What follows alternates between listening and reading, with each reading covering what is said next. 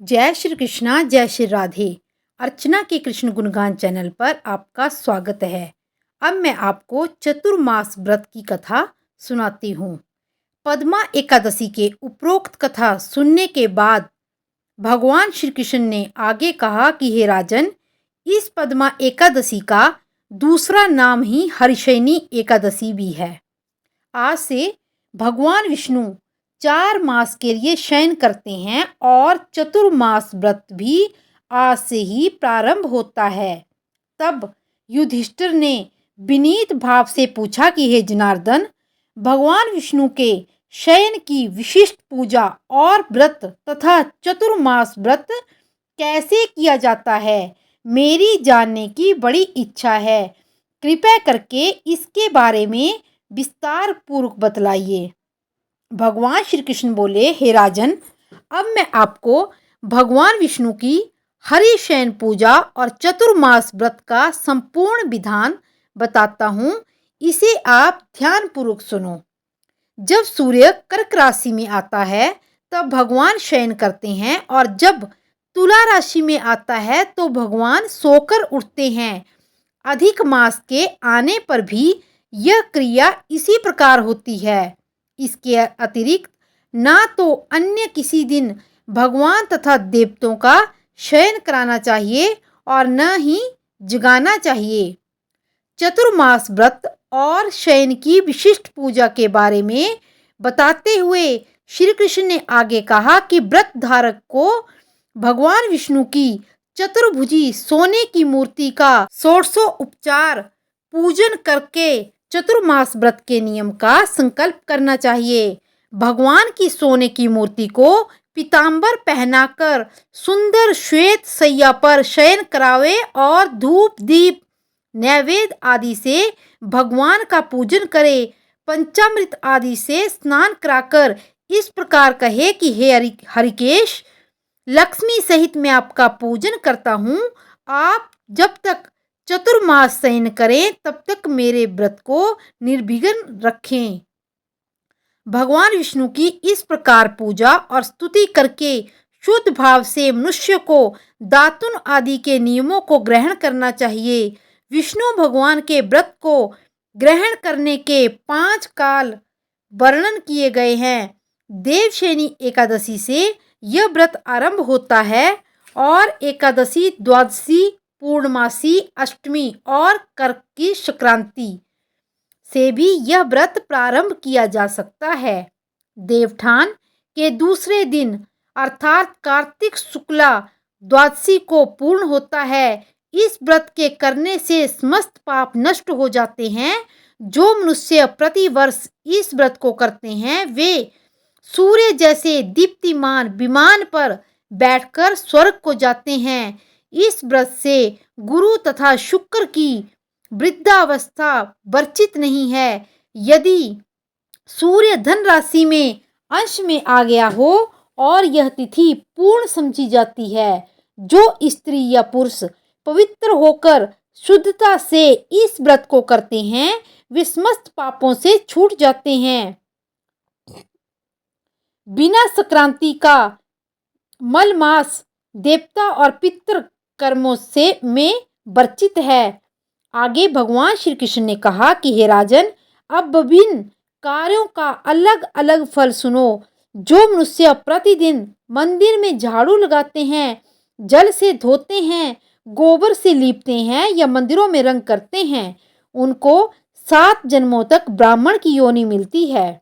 जो मनुष्य चतुर्मास में भगवान को दूध, दही, घी, शहद और मिश्री से स्नान कराते हैं, वे वैभवशाली होकर अंत में स्वर्ग में इंद्र जैसा सुख प्राप्त करते हैं। जो भगवान विष्णु की सोने की प्रतिमा बनाकर धूप दीप नैवेद्य और पुष्प से भगवान विष्णु का पूजन करते हैं, वह इस लोक में जाकर अक्षय सुख भोगते हैं। जो तुलसी से भगवान विष्णु का पूजन करते हैं या स्वर्ण की तुलसी ब्राह्मणों को दान करते हैं, वे सोने के विमान में बैठकर परम गति को प्राप्त होते हैं। जो मनुष्य भगवान को गूगल की धूप और दीप अर्पण करते हैं, उनको अनेक प्रकार की संपत्ति मिलती है और वह जन्म जन्मांतर के लिए धनी हो जाते हैं। चतुर्मास व्रत की महिमा का वर्णन करते हुए भगवान श्री कृष्ण ने आगे कहा कि जो मनुष्य चतुर्मास में पीपल के वृक्ष तथा भगवान विष्णु की परिक्रमा करते हुए पूजा करते हैं, उन्हें विष्णु लोक की प्राप्ति होती है। जो संध्या समय देवताओं तथा ब्राह्मणों को दीप दान करते हैं तथा वे विष्णु लोक को प्राप्त होते हैं। जो मनुष्य चतुर्मास में भगवान के शयन के उपरांत प्रतिदिन उनके मस्तक पर द्रुवा चढ़ाते हैं और अंत में स्वर्ण की द्रुवा दान करते हैं, वे भी बैकुंठ को जाते हैं। जो दान करते हुए इस प्रकार स्तुति करते हैं कि हे ध्रुवे, जिस भांति पृथ्वी पर शाखाओं सहित तुम फैली हो, उसी प्रकार मुझे अजर अमर संतान दो। इस प्रकार स्तुति करके सोने की दुर्वा ब्राह्मण को दान करने वाले मनुष्य सब पापों से छूट जाते हैं और अंत में स्वर्गलोक की प्राप्ति होती है। जो भगवान के मंदिर में जाकर रात्रि जागरण और भजन कीर्तन करते हैं, वे भी स्वर्ग को जाते हैं। चतुर्मास व्रत में उत्तम ध्वनि वाला घंटा दान करने से विशिष्ट महत्व है। इसमें दाता को प्रार्थना करनी चाहिए कि हे भगवान, हे जगत पिता, हे सृष्टि के संचालन करता, आप पापों का नाश करो। आप मेरे न करने योग्य कर्मों और न करने योग्य पापों से जो पाप उत्पन्न हुए थे, उनको नष्ट करो। व्रत की समाप्ति पर जो गायों का एक ही कपिला गौ का दान करते हैं, वस्त्र दान करते हैं और जो नित्य प्रति ब्राह्मण को नमस्कार करते हैं, वे धनी होते हैं। उनका जीवन सफल होता है और साथ ही समस्त पापों से छूट जाते हैं।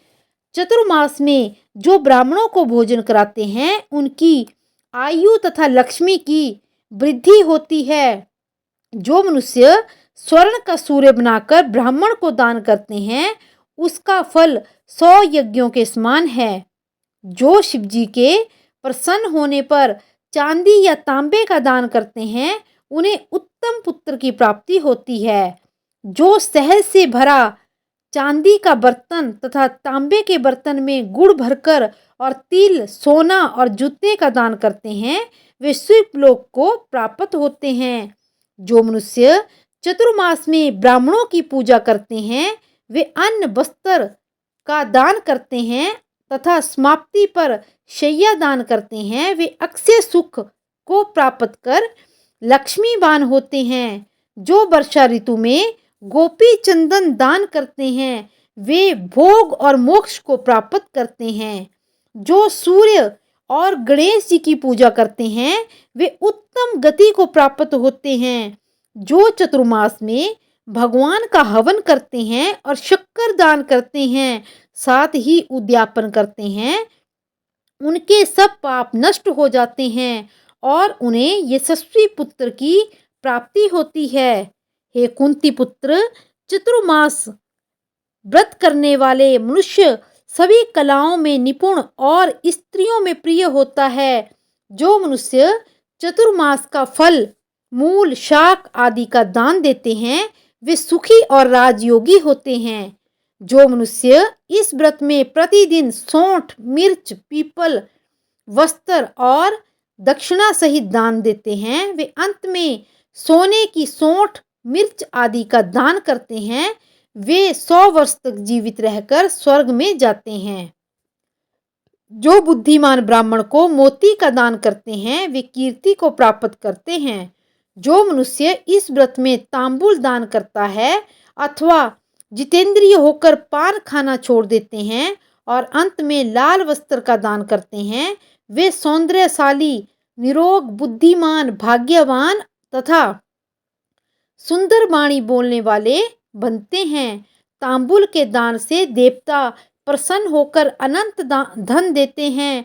जो मनुष्य इस व्रत में लक्ष्मी जी और पार्वती जी को प्रसन्न करने के लिए हल्दी का दान करते हैं और अंत में चांदी के पात्र में हल्दी भरकर देते हैं, ऐसी स्त्रियां अपने पति के साथ और पति अपनी पत्नियों के साथ सुख भोगते हैं और उन्हें सौभाग्य, अक्षय व सुपात्र संतान मिलती है और साथ में देवताओं द्वारा भी पूजित होते हैं।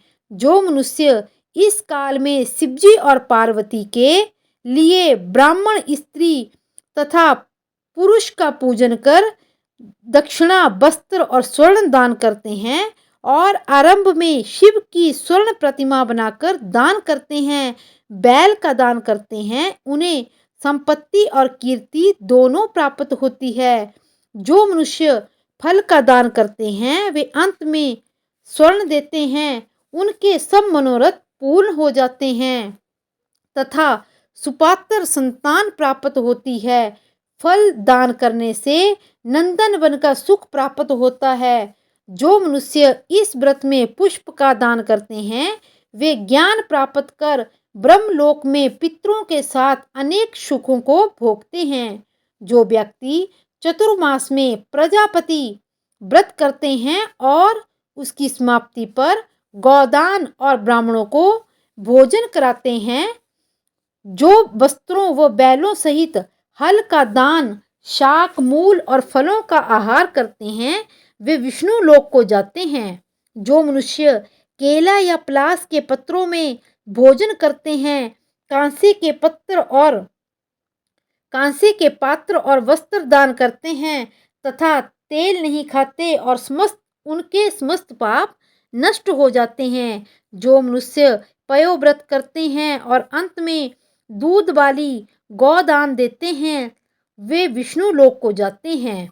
ब्रह्मघाती, बालघाती, सुरापार करने वाले, असत्य बोलने वाले, अगम्य से गमन करने वाले, विधवा का शील भंग करने वाले, ब्राह्मणी तथा चंडालनी के साथ भोग करने वाला महापापी भी चतुर्मास का व्रत करने से पाप मुक्त हो जाता है। चतुर्मास व्रत के अंत में 64 फल, कांसे का पात्र और वस्त्रों और आभूषणों के साथ गौ और बछड़ा दान करना चाहिए। जो मनुष्य भूमि को गोबर से शुद्ध करके भगवान का स्मरण करते हैं वे धार्मिक राजा होते हैं, उनकी संतान भी अच्छी होती है, उनको किसी शत्रु का भय नहीं होता, अंत में वे स्वर्गलोक को जाते हैं। चतुर्मास व्रत में जो प्रतिदिन भजन कीर्तन करते हैं तथा अंत में ब्राह्मण को भोजन कराते हैं, उन्हें शिवलोक की प्राप्ति होती है। जो एक समय भोजन करते हैं और अंत में निराहार रहते हैं और भूखों को भोजन कराते हैं, भक्ति भाव भगवान का पूजन करते हैं, भगवान के शयन करने पर भूमि पर सोते हैं, जो मैथुन नहीं करते वे यशस्वी और लक्ष्मीवान होकर स्वर्ग में जाते हैं। जो स्वपरिवार चावल या जौ का भोजन करते हैं और जो तेल नहीं लगाते, अंत में कांसे या मिट्टी के पात्र में तेल भरकर दान करते हैं, अथवा जो शाक नहीं खाते, अंत में चांदी के पात्र को वस्त्र में लपेटकर या 10 प्रकार के शाकों से भरकर वेद पाठी ब्राह्मण को दान करते हैं, वे शिवलोक में जाकर अक्षय कीर्ति की प्राप्ति करते हैं। जो मनुष्य गेहूं छोड़ने का नियम करते हैं तथा जो व्रत में इंद्रियों का दमन करते हैं, उन्हें अवश्य में यज्ञ का फल प्राप्त होता है। जो मनुष्य श्रावण में शाक, भादों में दही, अश्विन में दूध और कार्तिक में दाल का त्याग करते हैं, वे निरोग व स्वस्थ रहते हैं।